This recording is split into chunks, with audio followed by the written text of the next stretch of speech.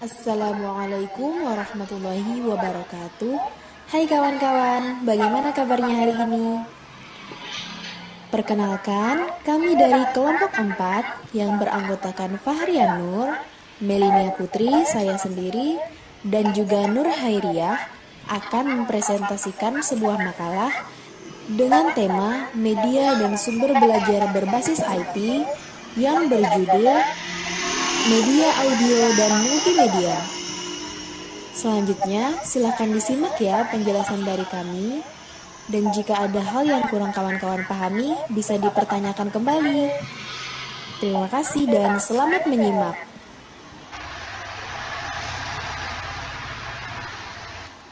Selanjutnya, kita langsung saja yuk masuk kepada pembahasan yang pertama, yakni mengenai radio. Apa sih radio ini? Radio ini termasuk ke dalam media audio. Radio selaku media audio memiliki karakteristik yaitu mampu mengatasi keterbatasan ruang dan waktu.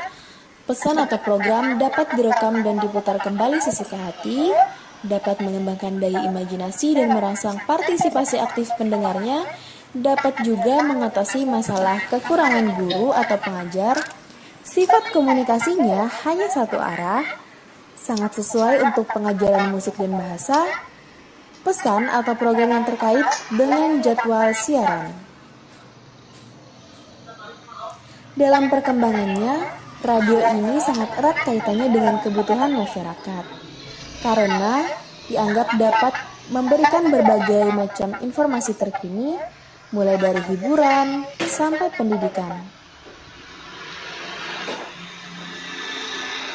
Kawan-kawan perlu tahu nih bahwa konten radio sangat memperhatikan bagaimana cara berkomunikasi terhadap masyarakat, maka beberapa stasiun radio memiliki ciri khas tersendiri dalam bersiaran atau berkomunikasi agar dapat menarik minat pendengar sebanyak mungkin.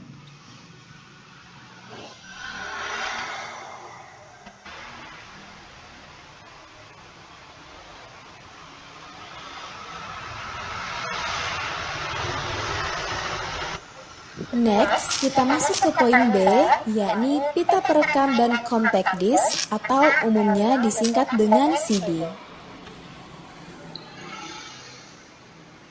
Pita perekam ini memungkinkan beberapa aspek pengajaran dapat terkendali dengan baik.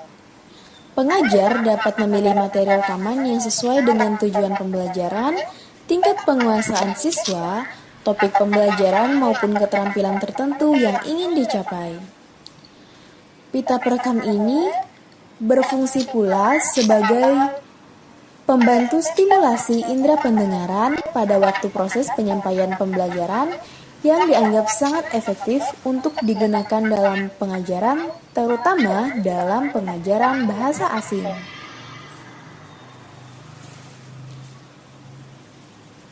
Singkatnya, pita perekam dapat pula dikatakan sebagai laboratorium sederhana yang bisa dimanfaatkan oleh peminat bahasa untuk menyimpan suara asli untuk dipelajari.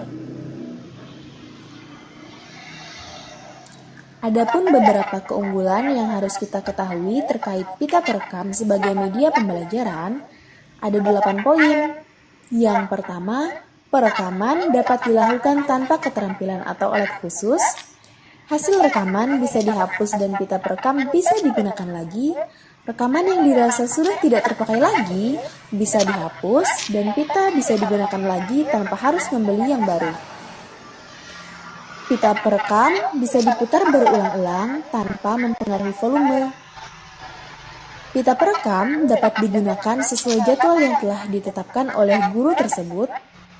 Program kaset dapat menyajikan kegiatan-kegiatan di luar sekolah, seperti hasil wawancara atau rekaman kegiatan lainnya.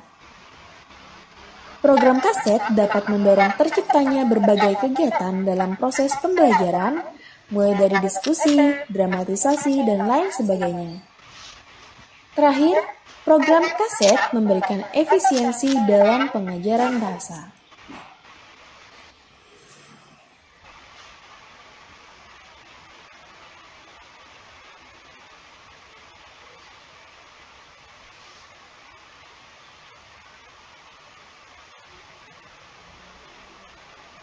Selain pita perekam, CD juga tergolong media pembelajaran yang berbasis audio.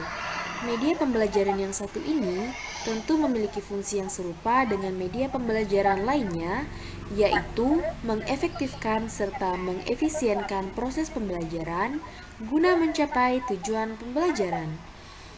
Pemanfaatan media CD menjadi salah satu alternatif untuk meningkatkan efektivitas pembelajaran.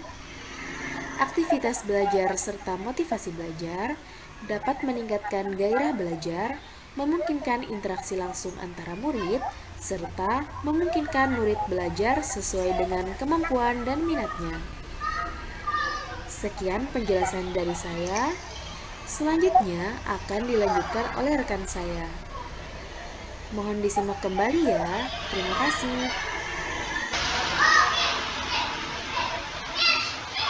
Materi selanjutnya yaitu definisi tentang televisi. Salah satu media yang dapat dikembangkan untuk pendidikan jarak jauh dan di masa pandemi ini yaitu adalah media televisi. Pakar teknologi pendidikan mengembangkan gagasan televisi digunakan sebagai media pendidikan yaitu untuk mengatasi keterbatasan ruang dan waktu dari peserta didik dalam mendapatkan informasi yang sama dengan peserta didik yang lain. Melalui media ini, setiap orang dari berbagai daerah, kalangan manapun, dapat mendapatkan informasi, terutama tentang informasi mengenai dunia pendidikan dalam waktu yang sama. Karena sistem yang digunakan adalah satelit, maka setiap orang dimanapun ia berada dapat mendapatkan informasi yang sama dari program televisi tertentu dalam waktu yang sama juga, sehingga permasalahan pemerataan pendidikan secara tidak langsung dapat diatasi. Implementasi media televisi dalam pendidikan jarak jauh ini ialah menggunakan televisi pendidikan.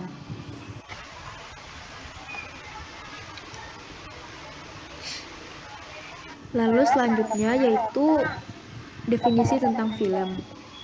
Penggunaan film sebagai media belajar atau sumber belajar dapat membantu pendidik dan peserta didik menjalin komunikasi dan interaksi yang lebih hidup, sehingga pesan pembelajaran yang ingin disampaikan dapat tercapai dengan baik dan sempurna. Melalui penggunaan film, diharapkan siswa mampu mengolah informasi yang ada dari isi film tersebut. Dengan begitu, siswa dapat menganalisis serta dapat mengelompokkan data atau informasi di mana saja yang sesuai dengan fakta dan realitanya. Tidak hanya itu saja, siswa dapat mengembangkan proses berpikir, maka dari itu penggunaan media film dapat menjelaskan suatu proses dan menjelaskan suatu keterampilan dan semua siswa dapat belajar dari film tersebut. Sekaligus dapat mengembangkan kemampuan mengolah informasi siswa. Selain itu, terdapat beberapa kegiatan yang dapat meningkatkan kemampuan mengolah informasi siswa. Kegiatan-kegiatan tersebut dapat ditemukan di dalam langkah-langkah penerapan media film tersebut. Guru menayangkan film di dalam kelas, serta guru memberikan kesempatan kepada siswa untuk mencari sumber informasi yang ada, sehingga siswa dilatih untuk mengambil poin-poin penting yang ada di dalam film tersebut, serta mengolah informasi yang telah didapat.